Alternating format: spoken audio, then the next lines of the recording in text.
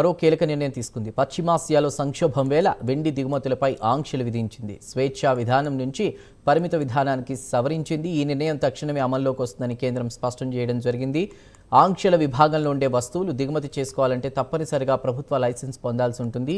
ఇటీవల బంగారం, వెండి దిగుమతులపై సుంకాన్ని 6 నుంచి 15% కేంద్రం పెంచింది.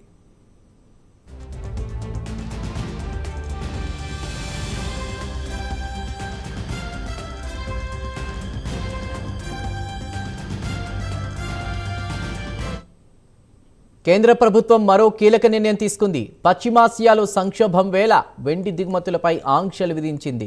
స్వేచ్ఛా విధానం నుంచి పరిమిత విధానానికి సవరించింది. ఈ నిర్ణయం తక్షణమే అమల్లోకి వస్తుందని కేంద్రం స్పష్టం చేసింది. ఆంక్షల విభాగంలో ఉండే వస్తువులు దిగుమతి చేసుకోవాలంటే తప్పనిసరిగా ప్రభుత్వ లైసెన్స్ పొందాల్సి ఉంటుంది.